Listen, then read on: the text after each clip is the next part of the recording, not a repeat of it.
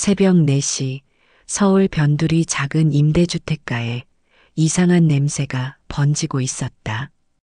가스 냄새가 한 집에서 새어나오며 이른 새벽 공기를 무겁게 만들고 있었다. 그 집 현관문 앞에는 누군가의 그림자가 어슬렁거리며 서성이고 있었다. 72세 이정희 할머니의 집이었다. 안녕하세요. 저는 이정희입니다. 올해 72살이죠. 평생 한정식집을 운영하며 손님들을 정성껏 모셨습니다. 은퇴한 지도 벌써 3년이 되었네요. 지금은 이 작은 임대주택에서 혼자 살고 있습니다. 그날 새벽 잠에서 깨어났을 때 뭔가 이상했어요. 코끝을 찌르는 냄새가 났거든요. 처음에는 꿈인 줄 알았습니다. 하지만 점점 더 진해지는 냄새에 잠이 완전히 깨어버렸죠. 가스 냄새였습니다. 분명히 어젯밤에 가스밸브를 잠갔는데 이상했어요. 저는 평생 요리를 해왔기 때문에 가스 안전에 대해서는 누구보다 꼼꼼하거든요. 슬리퍼를 끌고 부엌으로 나갔습니다. 가스레인지 밸브는 제대로 잠겨 있었어요. 그런데 냄새는 계속 났습니다. 이상하다는 생각이 들어 창문을 활짝 열었죠. 새벽 공기가 차가웠지만 환기가 시급했어요. 그때 현관 쪽에서 이상한 소리가 들렸습니다. 누군가 문 앞을 서성이는 듯한 발소리였어요. 저는 조심스럽게 현관으로 다가갔습니다. 문구멍으로 내다봤는데 어둠 때문에 잘 보이지 않았어요. 발소리가 점점 멀어졌습니다. 그리고는 완전히 사라졌죠. 저는 불안한 마음에 밤새 잠을 이루지 못했어요. 평생 이런 일은 처음이었거든요. 다음 날 아침 딸 은정이가 전화를 걸어왔습니다. 어머니, 어젯밤 괜찮으셨어요? 하고 물어보더군요. 저는 가스 냄새 이야기를 했어요. 은정이는 어머니 연세도 있으시고 혹시 착각하신 게 아닐까요? 라고 대답했습니다. 그 말에 제 자존심이 상했어요. 72살이라고 해서 정신이 흐리멍덩한 건 아니거든요. 저는 아직도 정정합니다. 기억력도 좋고 몸도 건강해요. 그런데 딸이 저를 그렇게 취급하니 속상했죠. 은정아, 엄마가 그렇게 헛것을 보는 사람인 줄 아니? 분명히 가스 냄새가 났어. 이렇게 말했습니다. 은정이는 알겠어요, 어머니. 그럼 태식 오빠랑 같이 한번 와서 점검해 볼게요라고 했어요. 사위 태식이도 함께 온다는 말에 조금 마음이 놓였습니다. 태식이는 평소에 말수가 적지만 성실해 보이거든요. 회사원이라서 그런지 차분하고 신중한 편이에요. 은정이보다 더 믿음직스럽다는 생각이 들 때가 많습니다. 하지만 그날 밤 일은 정말 이상했어요. 저는 평생 그런 경험을 해본 적이 없었거든요. 가스 냄새가 저절로 날 리는 없잖아요. 분명히 어디선가 새고 있는 거였을 텐데요. 오후 3시쯤 은정이와 태식이가 함께 왔습니다. 태식이는 가스레인지 주변을 꼼꼼히 살펴봤어요. 호스도 확인하고 밸브도 점검했습니다. 어머니, 특별한 문제는 없어 보이는데요 라고 말했죠. 그러면서 태식이는 부엌 곳곳을 유심히 살펴봤습니다. 가스레인지뿐만 아니라 전기 플러그나 콘센트도 확인했어요. 왜 가스 점검하는데 전기까지 보는지 궁금했지만 꼼꼼해서 좋다고 생각했죠. 혹시 또 이런 일이 생기면 바로 연락하세요. 태식이의 말이었습니다. 그리고는 어머니께서 혼자 사시니까 안전이 제일 중요하죠라고 덧붙였어요. 듣기에는 좋은 말이었지만 왠지 씁쓸했습니다. 은정이는 냉장고를 열어보며 어머니, 유통기한 지난 것들이 많네요라고 했어요. 혼자 사시니까 잘 챙겨 드셔야 해요라고도 했죠. 마치 제가 스스로를 돌보지 못하는 사람인 것처럼 말하는 게 기분이 좋지 않았습니다. 저는 평생 남들을 돌봐온 사람이에요. 한정식집을 30년 넘게 운영하면서 수많은 손님들을 정성껏 모셨거든요. 요리 실력도 뛰어나고 살림 솜씨도 남부럽지 않습니다. 그런데 딸이 저를 그렇게 취급하니 자존심이 상했어요. 태식이는 가스 점검을 마치고 나서 어머니, 혹시 몰라서 드리는 말씀인데라고 말을 꺼냈어요. 가스 냄새가 또 나시면 즉시 119에 신고하세요.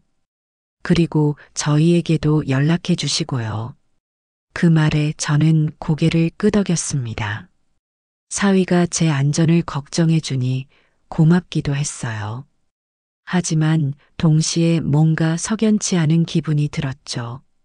왜 그런지는 모르겠지만 마음 한구석이 불편했습니다. 은정이와 태식이가 돌아간 후 저는 혼자 생각에 잠겼어요. 정말 제가 착각한 걸까요? 나이가 들어서 후각이 둔해진 건 아닐까요? 아니면 정말로 어디선가 가스가 새고 있었던 걸까요? 그날 밤도 잠이 오지 않았습니다. 혹시 또 이상한 냄새가 날까봐 신경이 곤두서 있었어요. 창문을 조금 열어두고 잠자리에 들었죠. 새벽까지 여러 번 깨어서 냄새를 맡아봤지만 다행히 아무것도 느껴지지 않았습니다. 하지만 마음속 불안은 가시지 않았어요. 뭔가 잘못되고 있다는 직감이 들었거든요. 평생 살아오면서 쌓인 경험이 있잖아요. 그 직감이 저에게 경고하고 있는 것 같았습니다. 다음 날부터 저는 더욱 조심스럽게 생활했어요. 가스레인지를 사용할 때마다 2번, 3번 확인했죠. 잠들기 전에도 집 안 곳곳을 점검했습니다. 혹시 모를 상황에 대비해서 말이에요. 그런데 며칠 후 또 다른 이상한 일이 벌어졌습니다. 가스 냄새 사건 이후 며칠이 지났는데 태식이가 혼자 찾아왔어요. 은정이 없이 사위만 오는 건 처음이었습니다. 평소에는 항상 딸과 함께 왔거든요. 문을 열어주니 태식이가 정중하게 인사를 했습니다. 어머니 안녕하세요. 그날 이후로 괜찮으셨냐고 물어봤죠. 저는 고맙다고 답했어요. 사위가 장모를 걱정해 주는 게 나쁠 건 없잖아요. 그런데 태식이 행동이 조금 이상했습니다. 거실에 앉아서 차를 마시는 게 아니라 집안을 둘러보고 싶다고 하더군요. 혹시 또 가스 관련해서 문제가 생길까봐 점검하고 싶다는 거였어요. 저는 당연히 좋다고 했죠. 안전이 제일 중요하니까요. 태식이는 부엌부터 시작해서 집 안 곳곳을 살펴봤습니다. 꼼꼼한 사위라고 생각했어요. 하지만 뭔가 이상했습니다. 가스 점검한다면서 전등 스위치를 만지작거리더군요. 거실 전등, 침실 전등, 화장실 전등까지 하나하나 켜고 끄기를 반복했어요. 전기와 가스가 무슨 관계가 있을까 싶었죠. 태식이는 제가 지켜보고 있는 걸 의식한 듯 설명을 했습니다. 요즘 가전제품들이 가스 누출과 관련이 있을 수도 있다는 거였어요. 전기 합선으로 가스 밸브에 문제가 생길 수 있다고 하더군요. 그럴듯한 말이었지만 뭔가 어색했어요. 저는 평생 요리를 해왔는데 그런 이야기는 처음 들었거든요. 하지만 시대가 바뀌었으니 새로운 기술이나 문제점이 생길 수도 있겠다 싶었죠. 태식이는 거실 콘센트도 하나씩 확인했습니다. 플러그를 뽑았다 꽂았다 하면서 뭔가 점검하는 것 같았어요. 심지어는 제가 사용하지도 않는 구석진 콘센트까지 살펴봤죠. 정말 꼼꼼하다는 생각이 들었습니다. 그런데 이상한 건 태식이가 제 약통을 유심히 봤다는 거예요. 거실 선반 위에 놓인 혈압약과 관절염약을 보더니 뚜껑을 열어서 확인까지 했어요. 이건 정말 이해가 안 됐죠. 제가 왜 약까지 확인하느냐고 물어보니 태식이가 대답했어요. 어머니께서 드시는 약과 가스가 반응할 수도 있다는 거였습니다. 약품 성분이 가스와 만나면 위험할 수 있다고 하더군요. 그런 일이 있을까 싶었지만 저는 의학 지식이 없으니 그럴 수도 있겠다 생각했어요. 태식이가 저를 걱정해서 하는 말이라고 받아들였죠. 사위가 장모를 위해 이렇게까지 해주는 게 고맙기도 했고요. 태식이는 제 침실까지 들어가서 확인했습니다.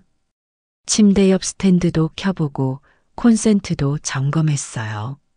심지어 제가 잠들 때 켜두는 무드등까지 만져봤죠. 정말 세심하다는 생각이 들었어요. 하지만 한편으론 불편했습니다. 침실은 개인적인 공간이잖아요. 아무리 사위라고 해도 제 침실까지 들여다보는 게 좋지만은 않았어요. 그래도 안전을 위해서라니까 참았죠. 태식이는 화장실까지 점검했습니다.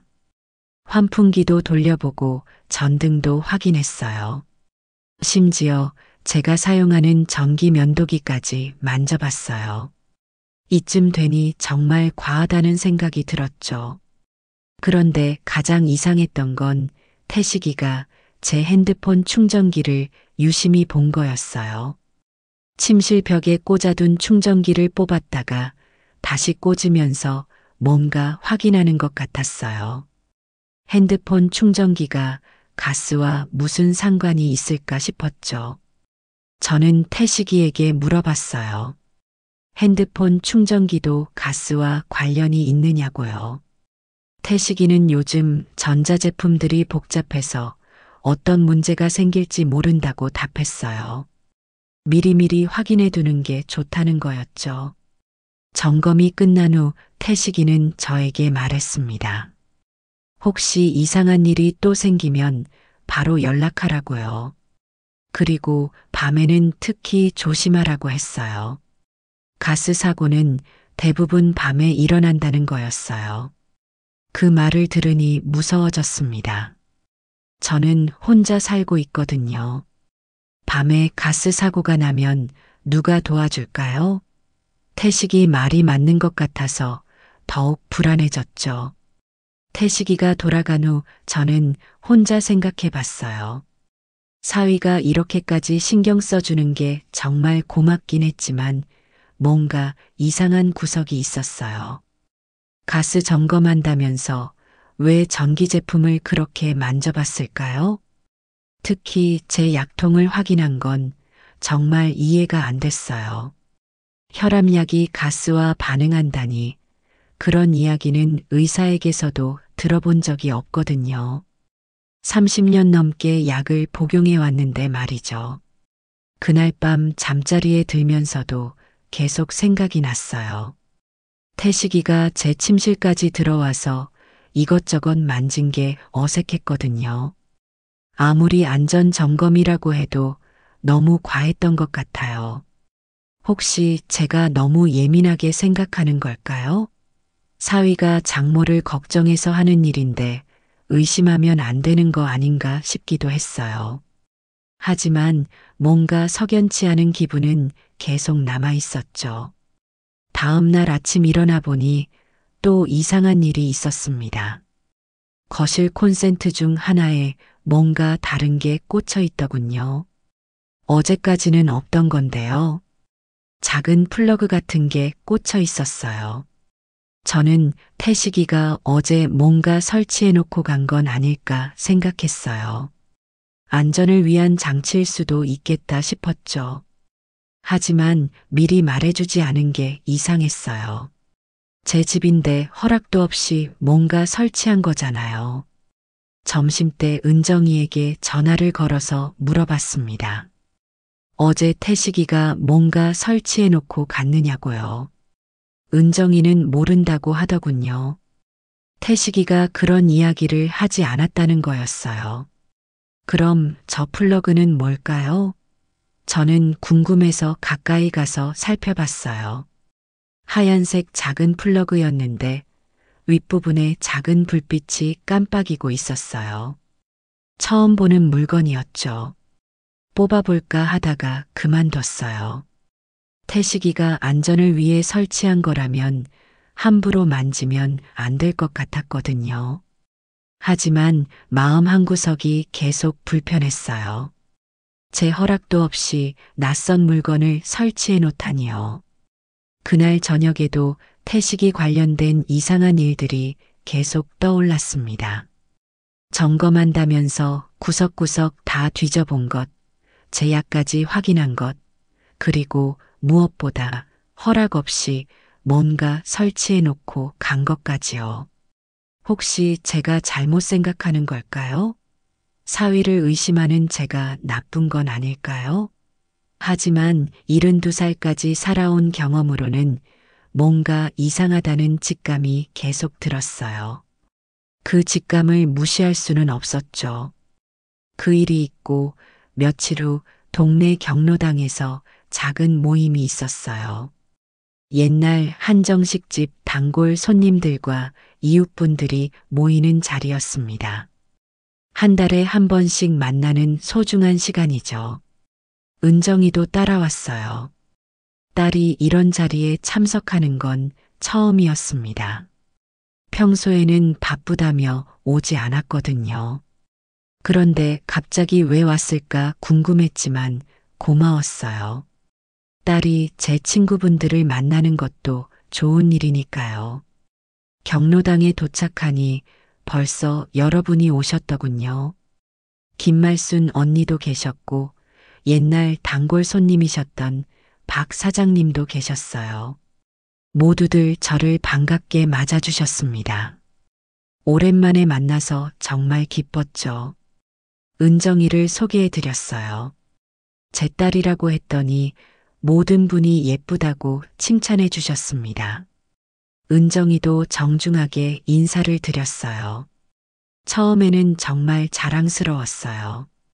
이렇게 예의 바른 딸을 두었다는 게 뿌듯했죠. 하지만 시간이 지나면서 분위기가 이상해졌습니다. 모임 중간에 김말순 언니가 제 요리 솜씨 이야기를 하셨어요. 예전에 한정식집에서 드신 음식이 정말 맛있었다고 하시더군요. 저도 옛 생각이 나서 기분이 좋았어요. 그런데 은정이가 갑자기 말을 끼어들었습니다. 어머니가 요즘은 요리를 잘 못하신다는 거예요. 나이가 드셔서 간도 맞추지 못하고 불 조절도 서투르다고 하더군요. 그 말을 들은 순간 얼굴이 확 달아올랐어요. 저는 아직도 요리를 잘합니다. 비록 한정식집은 그만뒀지만 손맛은 그대로예요. 며칠 전에도 김치찌개를 끓여서 이웃에게 나눠드렸는데 맛있다고 칭찬받았거든요. 그런데 딸이 사람들 앞에서 그런 말을 하다니요. 김말순 언니가 어색해 하시는 게 보였어요. 다른 분들도 마찬가지였죠. 딸이 어머니를 그렇게 말하는 걸 듣기 불편해 하시는 것 같았어요. 저는 부끄러워서 어디에 숨고 싶었습니다. 은정이는 거기서 그치지 않았어요. 어머니가 혼자 살기에는 너무 위험하다는 이야기를 시작했습니다. 며칠 전 가스 냄새 사건도 언급하더군요. 어머니가 착각을 많이 하신다고 했어요. 그 말에 제 가슴이 찢어지는 것 같았어요. 가스 냄새는 정말 났었거든요. 착각이 아니었어요. 그런데 딸이 사람들 앞에서 제가 헛것을 본다고 말하다니요. 평생 이런 굴욕은 처음이었습니다. 박 사장님이 분위기를 바꿔보려고 다른 이야기를 하셨어요. 하지만 은정이는 계속 저에 대한 걱정을 표현했습니다. 혼자 사시기에는 너무 고령이라는 거였어요. 실수가 많아져서 위험하다고 했죠. 저는 참을 수가 없었어요. 72살이 그렇게 늙은 나이인가요? 저는 아직 정정해요. 몸도 건강하고 정신도 맑습니다. 혼자 살기에 전혀 부족하지 않아요. 그런데 딸이 저를 그렇게 취급하다니요. 은정이가 결정적인 말을 했습니다. 요양원에 들어가시는 게 어떨까 생각 중이라는 거였어요. 안전하고 전문적인 관리를 받을 수 있다고 했죠. 마치 저를 위한 일인 것처럼 포장했어요. 그 순간 경로당이 조용해졌습니다. 모든 분이 놀라신 것 같았어요. 딸이 어머니를 요양원에 보내겠다고 공개적으로 말하다니요. 저는 너무 충격적이어서 말이 나오지 않았어요. 김말순 언니가 은정이에게 말씀하셨어요. 정희가 아직 건강하신데 왜 그런 이야기를 하느냐고요. 다른 분들도 동조하셨습니다. 하지만 은정이는 물러서지 않았어요. 은정이는 제가 최근에 이상한 행동을 많이 한다고 했어요. 없던 냄새를 맡는다거나 깜빡하는 일이 많다는 거였어요. 전문적인 돌봄이 필요한 상태라고 주장했죠. 저는 화가 나서 떨렸어요. 저는 그 자리에서 일어났습니다. 더 이상 듣고 있을 수 없었거든요. 딸이 저를 그렇게 망신 주는데 가만히 앉아 있을 순 없었어요. 집에 가겠다고 말하고 경로당을 나왔죠. 은정이가 뒤따라왔어요. 어머니라고 부르며 붙잡으려고 했습니다. 하지만 저는 뿌리치고 걸어왔어요. 딸의 얼굴을 보기 싫었어요. 어떻게 자식이 어미를 그렇게 대할 수 있을까요? 집에 돌아와서도 화가 가라앉지 않았어요. 평생 자존심을 지키며 살아왔는데 딸에게 그런 굴욕을 당하다니요. 사람들 앞에서 치매 노인 취급을 받은 게 너무 억울했어요. 저는 치매가 아닙니다. 기억력도 좋고 판단력도 정상이에요. 단지 혼자 살다 보니 가끔 실수할 뿐이죠. 그게 뭐 그리 큰 문제인가요? 은정이도 젊을 때 실수 많이 했거든요. 그날 저녁 은정이가 전화를 걸어왔어요. 사과한다고 하더군요. 너무 걱정이 되어서 그런 말을 했다는 거였어요. 하지만 저는 전화를 끊어버렸어요. 사과로 해결될 일이 아니었거든요. 며칠이 지나도 그 일이 계속 생각났어요. 경로당에 계셨던 분들이 저를 어떻게 생각하실까요? 딸이 그렇게 말하니까 정말로 제가 치매에 걸린 줄 아실 수도 있어요. 그 생각만 해도 괴로웠죠. 김말순 언니가 전화를 주셨어요. 은정이가 한 말을 신경 쓰지 말라고 하셨습니다. 모두들 정의가 정정하다는 걸 안다고 위로해 주셨어요. 그래도 마음의 상처는 아물지 않았어요. 저는 평생 남에게 손가락질 받지 않고 살아왔어요. 한정식집을 운영할 때도 정직하게 장사했고 손님들을 정성껏 모셨습니다. 동네에서도 인정받는 사람이었죠. 그런 제가 딸 때문에 이런 굴욕을 당하다니요. 은정이가 왜 그랬을까 생각해 봤어요. 정말로 저를 걱정해서였을까요? 아니면 다른 이유가 있는 걸까요? 요양원 이야기를 왜 그 자리에서 꺼냈을까요? 미리 상의도 없이 말이에요. 혹시 은정이가 제 집을 노리는 건 아닐까 하는 생각이 들었어요. 요양원에 들어가면 집은 비게 되잖아요. 그럼 자연스럽게 은정이가 차지하게 되는 거죠. 설마 그런 속셈이었을까요? 아니에요. 제가 너무 나쁘게 생각하는 거겠죠. 은정이는 제 딸이에요. 아무리 그래도 어미를 그렇게 이용하지는 않을 거예요. 하지만 의심이 한번 생기니까 계속 머릿속을 맴돌았어요. 그날 밤 잠을 이루지 못했어요. 경로당에서 당한 굴욕이 계속 떠올랐거든요.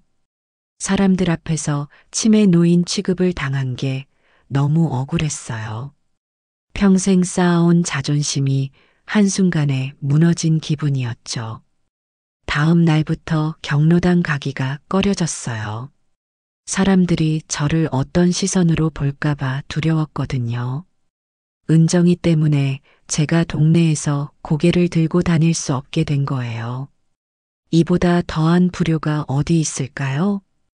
경로당에서 그 굴욕을 당한 후 며칠 동안 집에만 있었어요. 사람들을 만나기가 싫었거든요. 그런데 그때 뜻밖의 도움을 받게 됐습니다. 우리 동네에 박민호라는 젊은 친구가 있어요. 21살인데 오토바이 배달 일을 하고 있죠. 평소에 제 집 앞을 지나가면서 안부를 물어보곤 했어요. 할머니 안녕하세요. 오늘도 건강하시죠? 이런 식으로 말이에요. 처음에는 그냥 예의상 하는 인사려니 했어요. 요즘 젊은이들이 어른께 그렇게 정중하게 인사하는 경우가 드물거든요. 그런데 민호는 달랐어요. 정말 진심으로 저를 걱정해 주는 것 같았죠. 어느 날은 제가 무거운 쌀포대를 들고 있을 때 도와주기도 했어요. 할머니 혼자 드시기엔 너무 무겁다며 집까지 들여다 줬거든요. 고맙다고 용돈이라도 드리려고 했는데 받지 않더군요. 민호는 자주 제 집 앞을 지나갔어요. 배달 일을 하다 보니 이 동네를 자주 오가는 거였죠. 그때마다 안부를 물어봤고 저도 반갑게 인사를 건넸습니다. 마치 손자 같아서 정이 들었어요. 그런데 그날은 민호가 평소보다 늦은 시간에 왔어요. 저녁 8시쯤이었을 거예요. 저는 마당에서 빨래를 널고 있었는데 민호가 오토바이를 세우고 인사를 했죠. 할머니 저녁 드셨냐고 물어보더군요. 저는 아직 못 먹었다고 답했어요. 요즘 입맛이 없어서 대충 때우고 있다고 했죠. 민호가 걱정스러운 표정을 지었어요. 할머니가 제대로 드셔야 건강하다고 하더군요. 그때 은정이와 태식이가 왔어요. 제 집 앞에 차를 세우고 내리더군요. 민호는 일단 인사를 드리고 가려고 했어요. 하지만 저는 민호에게 잠깐 기다리라고 했죠. 혹시 모르니까요. 은정이와 태식이가 집 안으로 들어왔어요. 저는 마당 빨래를 정리하느라 조금 늦게 들어갔죠. 민호는 오토바이 옆에서 헬멧을 정리하고 있었어요. 제가 들어가라고 손짓을 했거든요. 거실에서 은정이와 태식이가 대화를 하고 있었어요. 저를 기다리지도 않고 둘이서 무슨 이야기를 하더군요. 저는 부엌에서 차를 준비하면서 들었어요. 하지만 목소리가 작아서 잘 안 들렸죠. 그런데 갑자기 태식이 목소리가 커졌어요. 보험금 이야기를 하는 것 같았어요. 진명의 얘기도 나오고 요양원 이야기도 다시 나왔죠. 저는 깜짝 놀라서 귀를 기울였어요. 은정이가 대답했어요. 어머니가 완강하게 거부하신다는 거였어요. 그런데 방법이 있을 거라고 하더군요. 시간이 좀 걸리더라도 결국에는 어쩔 수 없게 만들 수 있다고 했어요. 무슨 뜻인지 이해가 안 됐어요. 저를 어쩔 수 없게 만든다는 게 뭘까요? 저는 더 자세히 들으려고 했지만 둘이 다시 목소리를 낮췄어요. 속삭이듯 대화하니까 알아들을 수가 없었죠. 차를 들고 거실로 나가니 둘이 대화를 멈췄어요. 그리고는 평소처럼 저에게 안부를 물었죠. 어머니 건강하시냐? 혼자 계시느라 외롭지 않으시냐? 이런 말들이었어요. 태식이가 또 안전 점검을 하겠다고 했어요. 지난번에 설치한 장치가 잘 작동하는지 확인하고 싶다는 거였어요. 저는 뭔 장치냐고 물어봤죠. 그제야 태식이가 설명했어요. 가스 누출을 감지하는 장치를 설치했다는 거였어요. 콘센트에 꽂힌 그 작은 플러그 말이었죠. 미리 말씀드리지 못해서 죄송하다고 했어요. 하지만 안전을 위해서였다고 하더군요. 그럴듯한 설명이었지만 여전히 이상했어요. 왜 미리 허락을 받지 않았을까요? 제 집인데 말이에요. 그리고 아까 들은 대화는 뭐였을까요? 보험금이나 진명의 이야기는 왜 나온 걸까요? 태식이는 또 집안을 돌아다니며 점검을 했어요. 이번에도 전등과 콘센트를 확인했죠.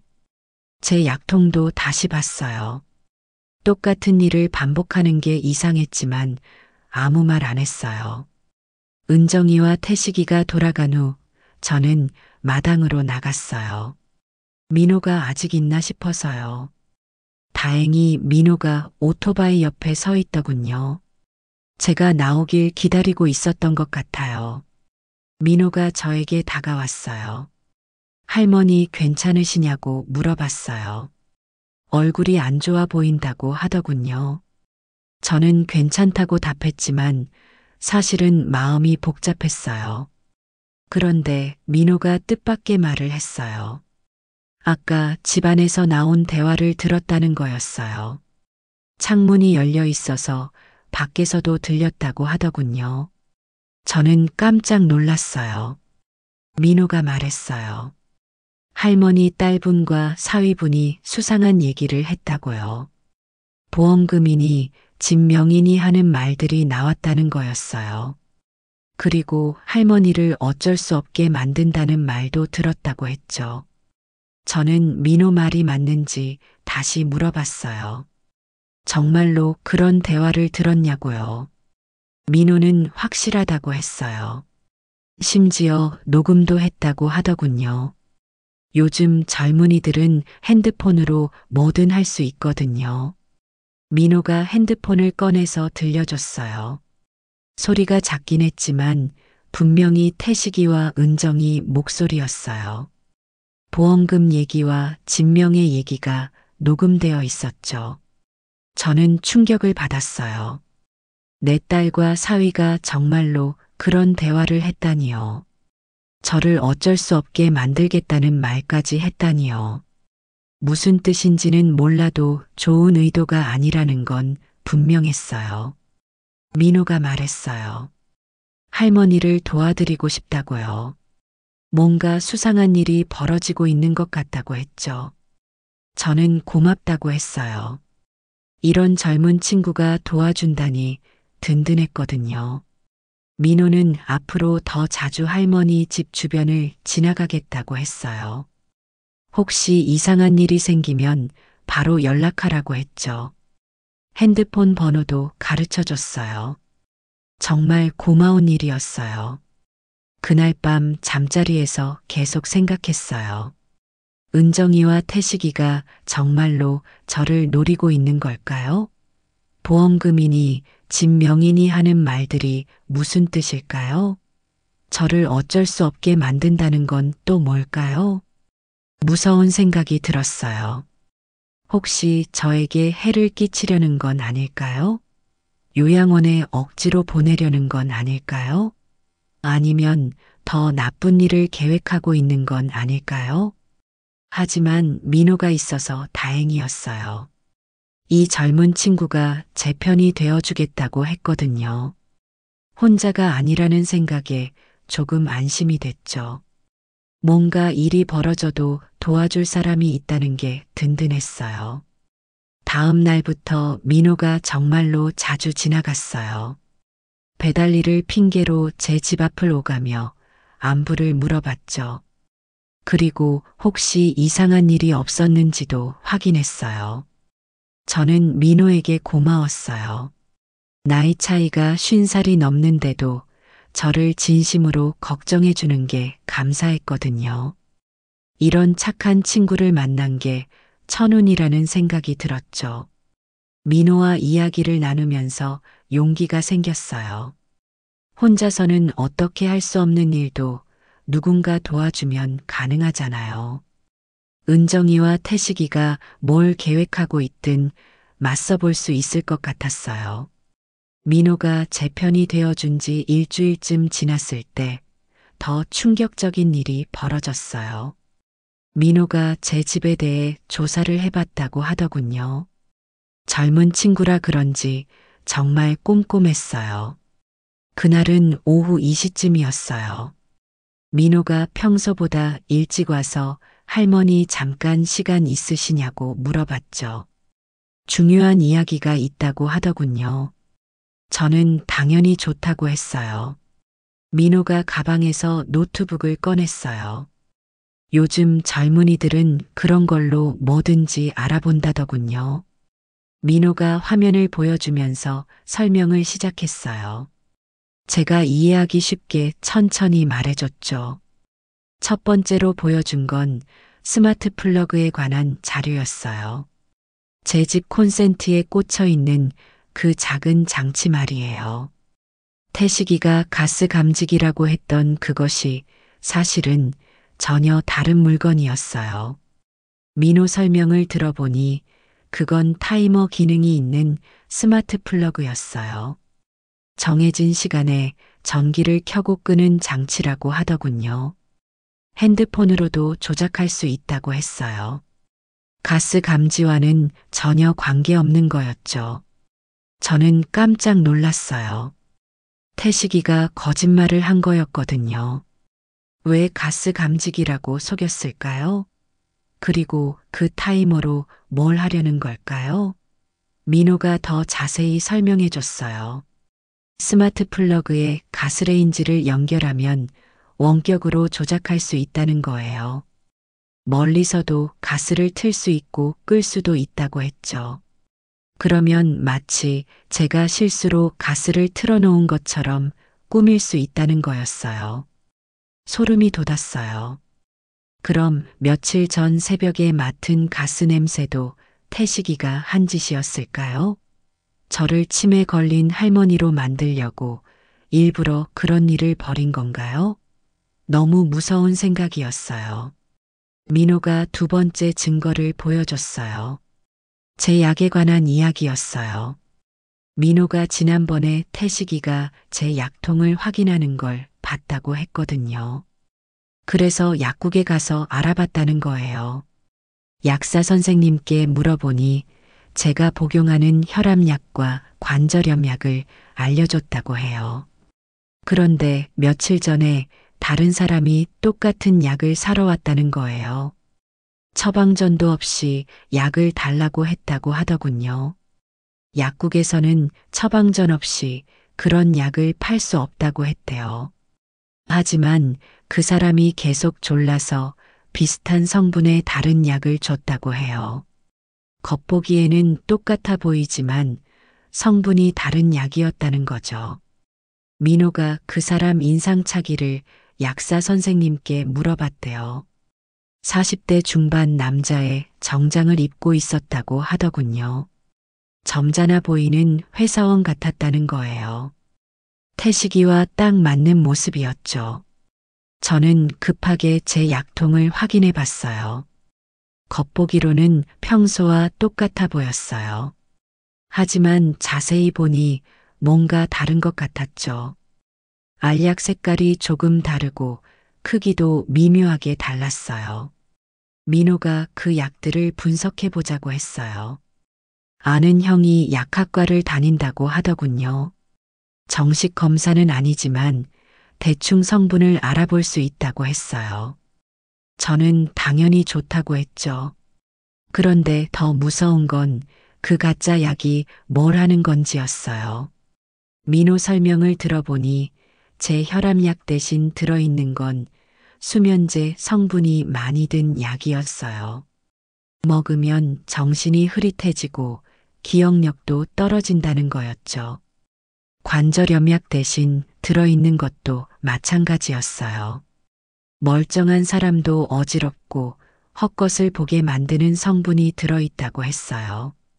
그럼 제가 치매에 걸린 것처럼 보일 수 있다는 거였죠. 저는 너무 충격을 받았어요.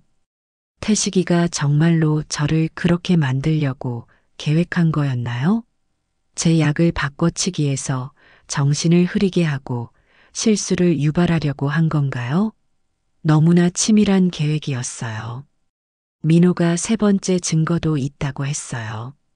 태식이가 제 집을 드나들 때마다 뭔가 설치하거나 조작하고 있다는 거였어요. 전등, 스위치나 가전제품들 말이에요. 모두 원격으로 조작할 수 있게 만든 거라고 했죠. 정말 소름 끼쳤어요. 그럼 제가 밤에 잠들어 있을 때 태식이가 멀리서 조작해서 이상한 일들을 벌일 수 있다는 거잖아요. 가스도 틀고 전등도 깜빡이게 하고 말이에요. 민호가 네 번째 증거를 보여줬어요. 태식이 휴대폰 사용 기록이었어요.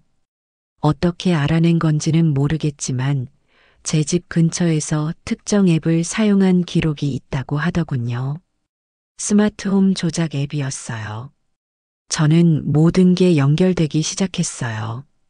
며칠 전 새벽 가스 냄새, 제가 깜빡한다고 느낀 일들, 이상하게 어지러웠던 증상들, 모두 태식이가 만들어낸 거였던 거예요.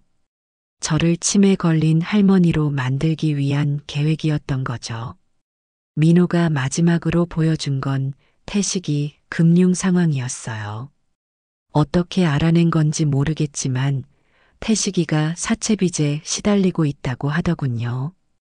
빚이 몇 천만 원이나 된다고 했어요. 그제야 모든 게 이해됐어요. 태식이가 저를 치매 걸린 할머니로 만들어서 요양원에 보내려는 이유가 뭔지 알겠더군요. 제 집과 재산을 차지하려는 거였어요. 빚을 갚기 위해서 말이에요. 은정이도 공범이었어요. 경로당에서 저를 망신 준 것도 계획의 일부였던 거죠. 사람들 앞에서 제가 치매에 걸렸다는 인상을 심어주려고 한 거였어요. 그럼 나중에 요양원 보내도 자연스러우니까요. 저는 화가 나서 떨렸어요. 어떻게 자식이 어미를 그렇게 속일 수 있을까요? 어떻게 사위가 장모에게 그런 짓을 할 수 있을까요? 평생 정성껏 키운 딸이 저를 그렇게 배신하다니요. 민호가 저를 진정시켜줬어요. 할머니, 너무 화내지 마시라고 하더군요. 이제 진실을 알았으니 대응할 수 있다고 했어요. 혼자가 아니라 자신이 도와줄 거라고 했죠. 저는 민호에게 고마웠어요. 이 젊은 친구가 아니었다면 저는 계속 속았을 거예요. 결국에는 치매 걸린 할머니가 되어서 요양원에 갇혔을지도 모르죠. 그리고 제 재산은 모두 태식이와 은정이가 차지했을 거고요. 민호가 계획을 세우자고 했어요. 태식이와 은정이가 뭘 하려는지 더 정확히 알아보고 증거도 더 수집해야 한다고 했죠. 그리고 결정적인 순간에 그들을 붙잡아야 한다고 했어요. 저는 민호 말에 동의했어요. 이대로 당하고 있을 수는 없었거든요. 비록 72살이지만 아직 정신은 또렷해요. 나쁜 자식들에게 당할 만큼 호락호락하지 않다는 걸 보여주고 싶었어요. 민호가 앞으로 계획을 설명해 줬어요. 일단 제가 아무것도 모르는 척해야 한다고 했어요. 평소처럼 행동하면서 태식이와 은정이를 지켜보자는 거였죠. 그들이 다음에 뭘 할지 알아보기 위해서요. 그리고 제 약은 당장 원래대로 바꿔야 한다고 했어요. 가짜 약을 계속 먹으면 정말로 몸에 이상이 생길 수 있다고 했거든요. 민호가 진짜 약을 구해다 주겠다고 했어요. 스마트 플러그도 그대로 두기로 했어요. 태식이가 의심하지 않도록 말이에요. 대신 민호가 그 플러그를 역이용해서 태식이 행동을 감시하기로 했죠. 똑같은 앱을 설치해서 태식이가 언제 조작하는지 알아보는 거였어요. 저는 무서웠지만 동시에 기대됐어요. 드디어 진실이 밝혀질 때가 온 거잖아요. 저를 속이고 이용하려던 나쁜 자식들이 벌을 받을 때가 온 거예요. 72살 할머니를 우습게 본 대가를 치르게 해주고 싶었죠. 민호와 함께라면 할 수 있을 것 같았어요. 이 착한 젊은 친구가 제 편이 되어주니까 용기가 났거든요. 나이는 어려도 정말 믿음직스러웠어요. 마치 하늘이 보내준 천사 같았죠. 그날 밤부터 저는 연기를 시작했어요. 태식이와 은정이 앞에서는 아무것도 모르는 척했죠. 평소처럼 행동하면서 그들의 다음 계획을 기다렸어요. 이번엔 제가 그들을 속일 차례였거든요. 민호와 계획을 세운 지 사흘 후 드디어 실행에 옮길 때가 왔어요. 민호가 태식이 휴대폰 사용 기록을 더 자세히 조사해 봤는데 패턴이 있다고 하더군요. 태식이가 주로 밤 10시에서 11시 사이에 스마트 플러그를 조작한다는 거였어요. 제가 잠들 시간을 노린 거죠. 그때 가스를 조금씩 틀어서 냄새가 나게 하고 다시 끄는 걸 반복했다고 해요. 정말 치밀한 놈이었어요. 저를 서서히 정신이 이상한 할머니로 만들려고 한 거였거든요. 하지만 이제는 제가 모든 걸 알고 있으니까 오히려 태식이를 함정에 빠뜨릴 수 있을 것 같았어요.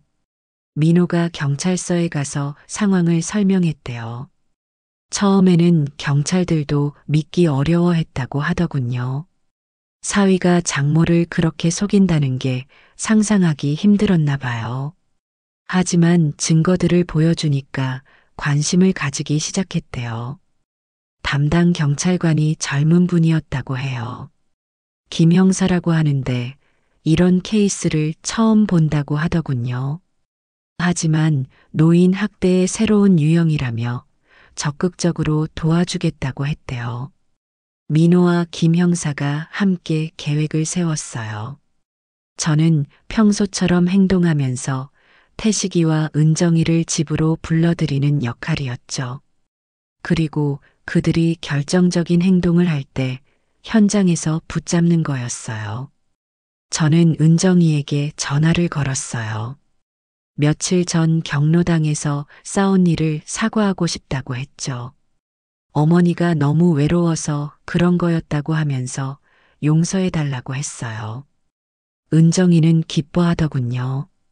오늘 저녁에 태식이와 함께 와달라고 했어요. 맛있는 음식도 해놓고 기다리겠다고 했죠. 딸과 사위가 화해하러 오는데 정성껏 준비해야겠다고 말했어요. 은정이가 꼭 오겠다고 약속했어요. 민호는 제 집 주변에서 대기하기로 했어요. 평소처럼 배달 일을 하는 척하면서 상황을 지켜보는 거였죠. 김 형사도 근처에서 기다리기로 했어요. 제가 신호를 보내면 바로 들어올 수 있도록 말이에요. 오후 내내 요리를 준비했어요. 은정이가 좋아하는 갈비찜도 만들고 태식이가 즐겨 먹는 나물도 준비했죠. 마지막 만찬이 될 수도 있으니까 정성껏 만들었어요. 물론 제가 먹을 음식은 따로 준비했지만요. 저녁 7시쯤 은정이와 태식이가 왔어요. 둘 다 평소보다 기분이 좋아 보였어요. 제가 먼저 사과했으니까 이제 마음 편하게 계획을 진행할 수 있다고 생각하는 것 같았죠. 은정이가 저에게 안겼어요. 어머니 미안하다고 하더군요. 자기도 너무 걱정이 되어서 그런 말을 했다고 했어요. 하지만 앞으로는 어머니 뜻을 존중하겠다고 했죠. 거짓말이라는 걸 알면서도 마음이 아팠어요. 태식이도 정중하게 인사를 드렸어요. 어머니께 걱정 끼쳐드려서 죄송하다고 하더군요. 앞으로는 더 자주 안부를 여쭙겠다고 했어요. 이 얼마나 뻔뻔한 거짓말인지 모르겠어요. 식사를 시작했는데 태식이가 자꾸 제 컵을 신경 쓰더군요. 물을 따라주겠다고 하면서 뭔가 넣으려는 것 같았어요. 저는 아직 목이 안 마르다며 거절했죠. 하지만 태식이는 계속 권했어요. 저는 화장실에 간다고 하고 자리를 비웠어요. 그리고 몰래 민호에게 문자를 보냈죠. 태식이가 뭔가 타려고 한다는 신호였어요. 민호가 바로 답장을 보내왔어요. 조금 더 기다리라는 거였어요. 화장실에서 나와 보니 태식이가 제 컵에 뭔가를 넣고 있었어요. 작은 가루 같은 걸 털어 넣는 게 보였죠. 저는 못 본 척 했어요. 그리고 자연스럽게 자리에 앉았어요. 태식이가 어머니 물 좀 드시라고 권했어요. 갈비찜이 짜니까 물을 많이 마셔야 한다고 하더군요. 저는 고맙다고 하면서 컵을 들었어요. 하지만 실제로는 마시지 않았어요. 은정이도 거들었어요. 어머니가 요즘 물을 잘 안 드신다고 걱정된다는 거예요. 건강을 위해서라도 많이 마셔야 한다고 했죠. 둘이 번갈아 가며 저를 압박했어요. 저는 컵을 입에 대고 마시는 척 했어요. 실제로는 혀끝에만 살짝 닿게 했죠. 그런데 쓴맛이 났어요. 분명히 수면제 같은 걸 넣었을 거예요. 정말 무서운 자식들이었어요. 태식이가 만족스러운 표정을 지었어요. 저는 계속 연기를 했어요. 갑자기 어지럽다고 하면서 머리를 만졌죠. 그러자 태식이와 은정이가 서로 눈짓을 했어요. 계획대로 되고 있다고 생각하는 것 같았어요. 저는 좀 누워야겠다고 했어요. 어지러워서 견딜 수가 없다고 하면서 침실로 가려고 했죠. 태식이가 부축해 주겠다고 했어요. 그리고 은정이는 설거지를 하겠다고 부엌으로 갔어요. 침실에 누워서도 계속 연기를 했어요. 머리가 아프다고 하면서 끙끙 앓는 소리를 냈죠. 태식이가 괜찮으시냐고 물어봤지만 속으로는 흐뭇해하는 게 느껴졌어요. 태식이가 나가고 나서 저는 조용히 일어났어요. 그리고 문틈으로 거실을 내다봤죠. 태식이가 은정이와 속삭이고 있었어요. 계획이 잘 진행되고 있다는 이야기인 것 같았어요. 저는 다시 누워서 잠든 척 했어요. 얼마나 지났을까요? 태식이가 다시 들어와서 제가 정말 잠들었는지 확인했어요. 저는 코까지 골면서 깊이 잠든 척 했죠. 태식이가 나간 후 거실에서 본격적인 대화가 시작됐어요. 목소리가 작아서 잘 안 들렸지만 보험이니 진명이니 하는 단어들이 들렸어요. 드디어 본색을 드러내기 시작한 거였죠. 저는 민호에게 두 번째 신호를 보냈어요. 이제 들어와도 된다는 신호였어요. 몇 분 후 현관에서 소리가 났어요. 민호가 온 것 같았지만 확실하지 않았어요. 태식이가 급하게 침실로 들어왔어요. 어머니가 정말 잠들었는지 다시 확인하려는 것 같았어요. 저는 더 큰 코 고는 소리를 냈어요. 태식이가 안심하고 나갔죠. 거실에서 은정이와 태식이가 더 대담해졌어요. 이제 어머니가 완전히 잠들었다고 생각하니까 목소리도 커졌어요. 보험금 얘기와 집을 처분할 계획까지 자세히 들렸어요. 태식이가 내일 아침에 119에 신고하겠다고 했어요. 어머니가 가스 중독으로 의식을 잃었다고 신고할 거라는 거였어요. 그러면 병원에 입원하게 되고 그 틈에 치매 진단을 받게 만들겠다고 했죠. 은정이도 동의했어요. 그러면 자연스럽게 요양원에 보낼 수 있다고 했어요. 그리고 집과 재산은 자신들이 관리하게 될 거라고 했죠. 완벽한 계획이라며 서로 칭찬하고 있었어요. 그때 현관문이 열렸어요. 민호와 김 형사가 들어온 것 같았어요. 저는 침실에서 나갈 타이밍을 기다렸어요. 이제 이 나쁜 자식들의 정체를 폭로할 시간이 왔거든요. 거실이 갑자기 조용해졌어요. 아마 태식이와 은정이가 놀란 것 같았어요. 갑자기 모르는 사람들이 들어왔으니까요. 저는 천천히 침실 문을 열고 나갔어요. 태식이와 은정이가 얼굴이 새파래져서 서 있었어요. 민호와 김 형사가 그들을 지켜보고 있었죠. 저는 평소보다 또렷한 목소리로 말했어요. 72살 치매 할머니 맞나요? 라고요. 은정이가 어머니라고 부르며 뛰어왔어요. 하지만 저는 손을 내저으며 막았어요. 이제 더 이상 속지 않겠다고 했죠. 모든 걸 다 알고 있다고 했어요. 태식이가 변명을 늘어놓기 시작했어요. 어머니를 위해서 한 일이라고 하더군요. 하지만 김 형사가 그를 제지했어요. 모든 대화가 녹음되었다고 했거든요. 드디어 제가 주도권을 잡았어요. 평생 당하기만 살던 제가 처음으로 악한 자들을 벌주는 순간이었어요. 72살이어도 포기하지 않으면 할 수 있다는 걸 보여주는 거였죠. 태식이와 은정이가 제가 모든 걸 알고 있다는 사실을 깨달았을 때 상황이 급변했어요. 태식이 얼굴이 순식간에 일그러지더군요. 평소에 점잖은 모습은 온데간데 없이 사라졌죠. 은정이가 먼저 말했어요. 어머니가 뭘 알고 계신다는 거냐고 물어봤죠. 아직도 저를 속일 수 있다고 생각하는 것 같았어요. 하지만 저는 이미 각오를 단단히 했거든요. 저는 천천히 말했어요. 스마트 플러그 얘기부터 시작해서 바뀐 약 얘기까지 다 안다고 했죠. 그리고 아까 제 컵에 뭘 넣었는지도 봤다고 했어요. 태식이 얼굴이 새하얘졌어요. 김 형사가 아직 숨어 있어서 태식이는 민호만 본 상태였어요. 태식이가 민호에게 화를 냈어요. 내가 뭔데 남의 집안일에 끼어드느냐고 소리쳤죠. 민호는 침착하게 대답했어요. 할머니를 도와드리는 게 당연하다고요. 그런데 태식이가 갑자기 돌변했어요. 이미 들통난 마당에 숨길 게 뭐 있겠냐는 식으로 나왔거든요.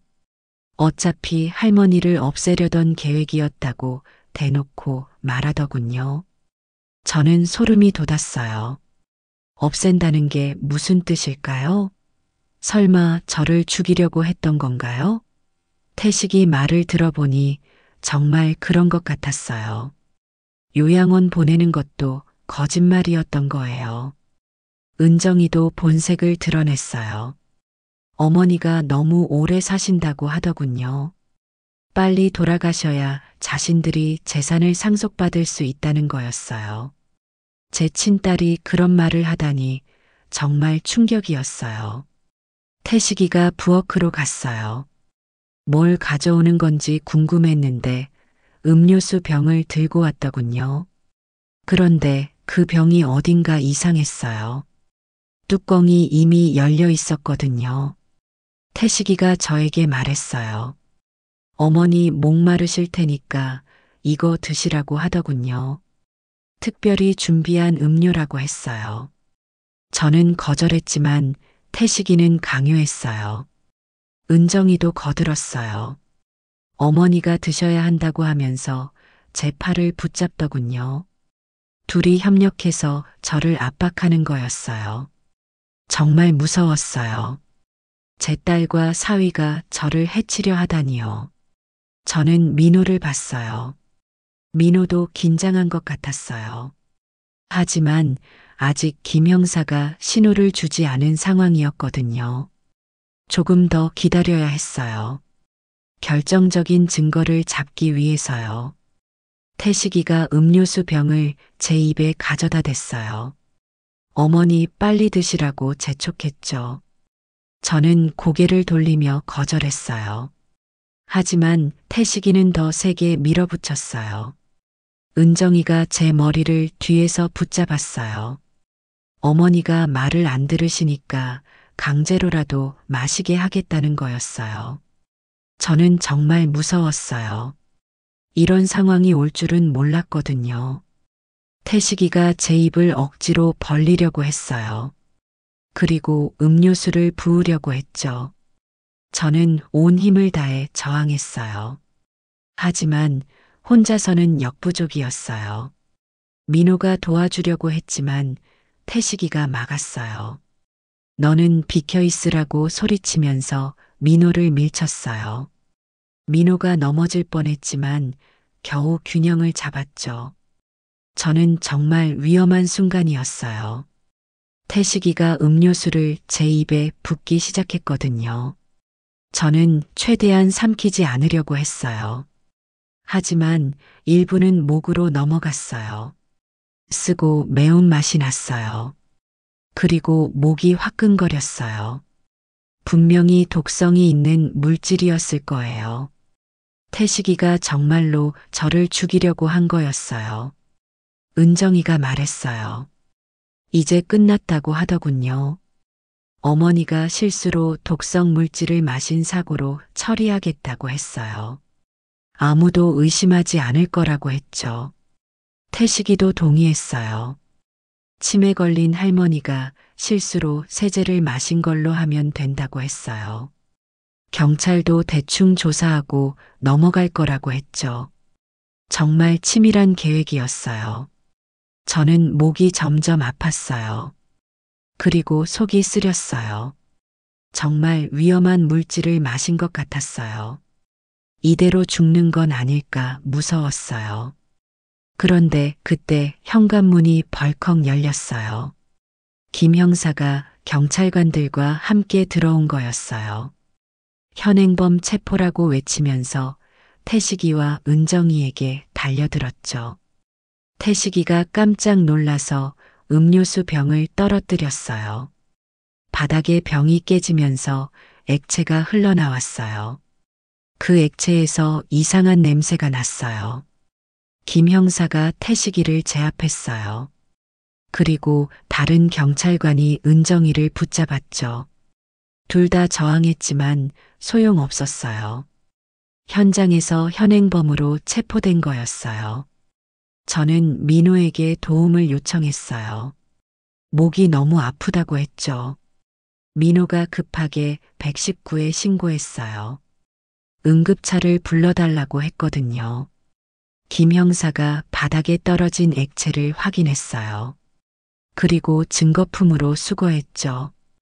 나중에 분석해보면 독성 물질인지 알 수 있을 거라고 했어요. 태식이가 변명하기 시작했어요. 그냥 놀라게 하려던 것뿐이라고 하더군요. 정말로 해치려던 건 아니라고 했어요. 하지만 김 형사는 믿지 않았어요. 은정이는 울기 시작했어요.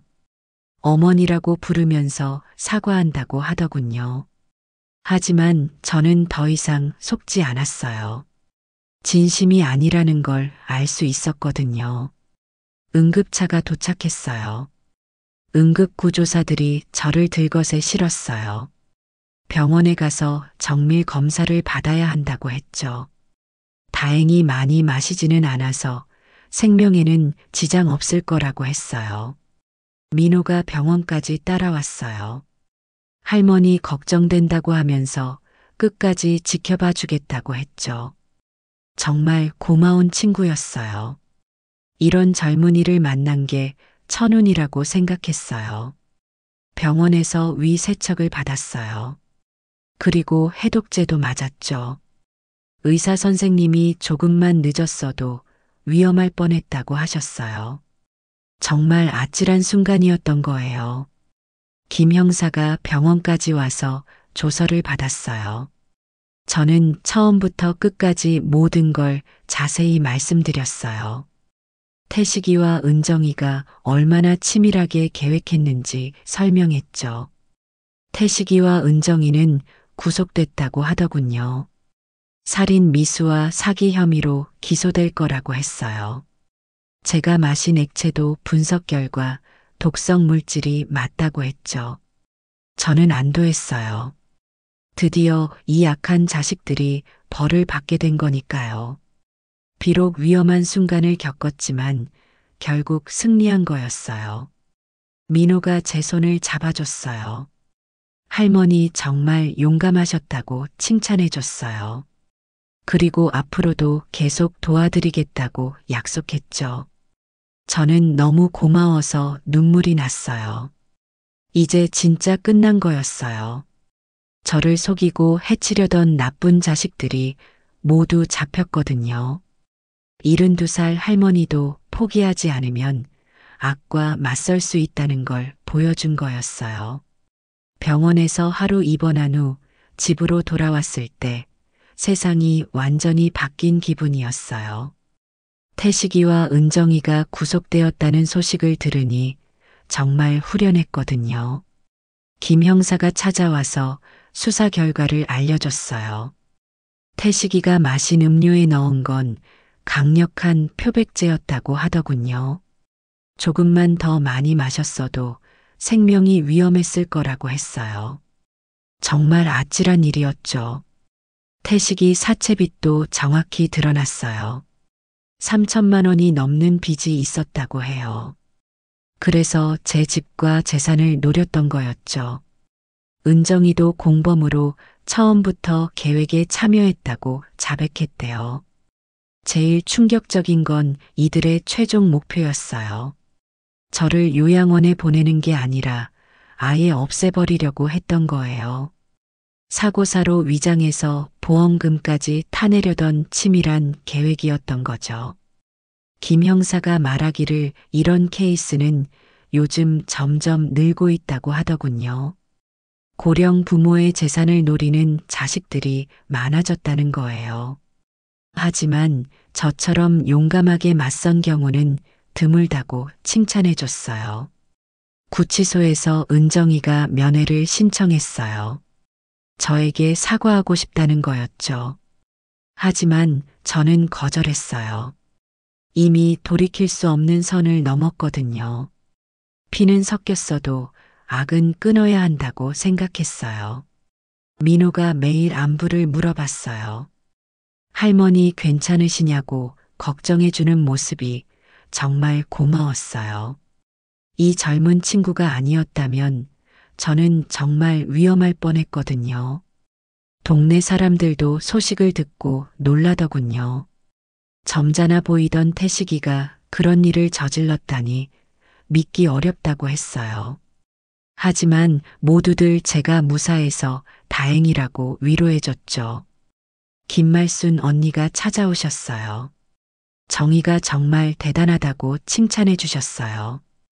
70이 넘어서도 그렇게 용감하게 맞설 수 있다니 본받을 일이라고 하시더군요. 경로당 분들도 다시 저를 따뜻하게 맞아주셨어요.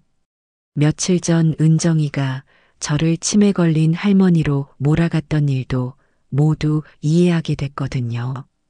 다 계획된 일이었다는 걸 알고 나서 더욱 분노하셨어요. 법정에 증인으로 출석했을 때가 제일 떨렸어요. 하지만 저는 당당했어요. 제가 겪은 일들을 조목조목 증언했거든요. 판사님도 이런 악질적인 사건은 처음 본다고 하시더군요. 태식이는 끝까지 변명했어요. 장모님을 정말 사랑했고 단지 걱정이 되어서 그런 일을 했다고 거짓말을 늘어놓더군요. 하지만 증거가 너무 확실해서 소용없었어요. 은정이는 법정에서 울면서 사과했어요. 어머니라고 부르며 용서해달라고 애원했죠. 하지만 저는 고개를 돌렸어요. 이미 제 마음속에서 딸이라는 존재는 사라졌거든요. 1심 판결이 나왔어요. 태식이는 살인미수로 7년, 은정이는 공범으로 5년을 받았어요. 사기와 노인학대 혐의도 추가로 붙었죠. 당연한 결과라고 생각했어요. 집으로 돌아와서 혼자 생각해 봤어요. 72살에 이런 일을 겪을 줄 누가 알았을까요? 하지만 포기하지 않고 끝까지 맞서서 이겼다는 게 뿌듯했어요. 민호가 축하한다고 케이크를 사왔어요. 할머니가 정의를 실현하셨다고 하면서 기뻐해줬죠. 저는 이 착한 친구가 있어서 얼마나 든든한지 몰라요. 민호와 이야기하다 보니 새로운 계획이 생겼어요. 혼자 사는 것도 좋지만 이제는 진짜 가족 같은 사람들과 함께 살고 싶어졌거든요. 민호도 기숙사 생활이 힘들다고 했거든요. 저는 민호에게 제안했어요. 우리 집에서 함께 살면 어떠냐고요. 할머니는 손자가 생긴 것 같고 민호는 따뜻한 집에서 살 수 있으니 서로 좋지 않겠냐고 했죠. 민호가 기뻐했어요. 할머니와 함께 살 수 있다면 정말 좋겠다고 했어요. 그리고 앞으로 할머니를 잘 모시겠다고 약속했죠. 저는 정말 행복했어요. 집안을 새로 정리했어요. 태식이가 설치한 스마트 플러그 같은 것들은 모두 치웠죠. 그리고 민호 방도 준비했어요. 작은 방이지만 깨끗하게 꾸며졌거든요. 민호가 이사를 해왔어요. 짐이 많지는 않았지만 젊은 친구가 들어오니까 집안 분위기가 확 밝아졌어요. 오랜만에 혼자가 아니라는 기분이 들어서 좋았죠. 첫 번째 함께한 저녁 식사가 기억에 남아요. 민호가 할머니 요리가 정말 맛있다고 칭찬해 줬거든요. 저도 오랜만에 누군가를 위해 정성껏 요리하니까 보람이 있었어요. 민호는 정말 효자였어요. 매일 안부를 묻고 심부름도 해줬어요. 배달일 끝나고 오면 저와 함께 차를 마시며 하루 있었던 일들을 나눴죠. 동네 사람들도 좋아했어요. 할머니가 착한 청년과 함께 사신다고 부러워하시더군요.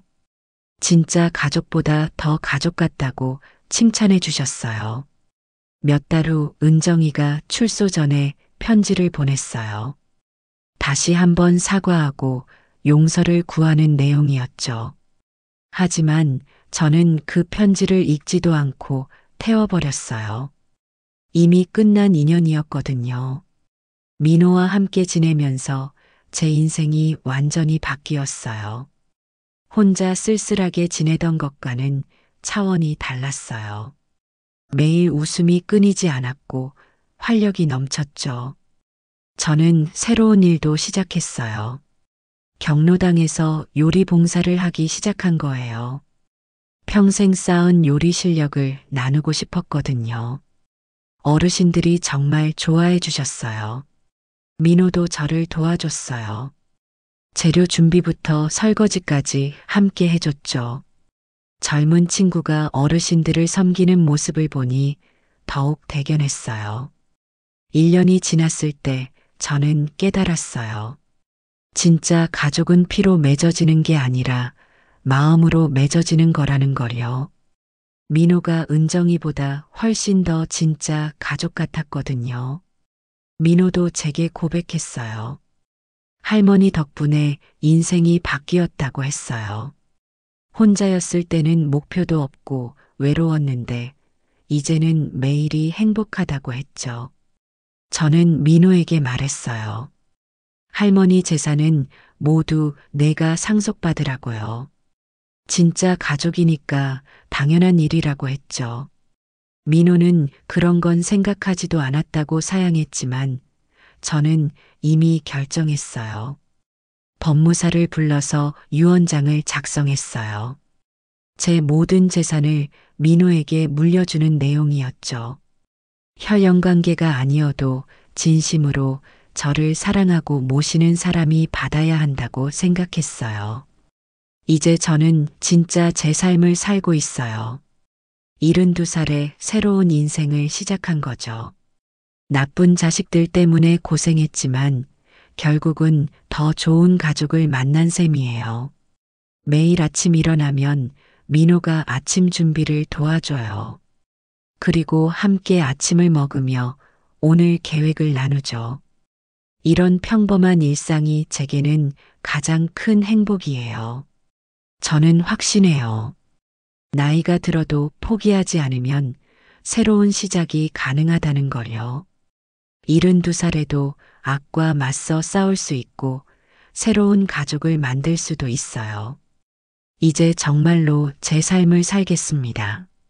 남은 인생을 민호와 함께 행복하게 보내면서 다른 어르신들도 도우며 살아갈 거예요. 이게 바로 제가 꿈꿔온 진짜 인생이거든요.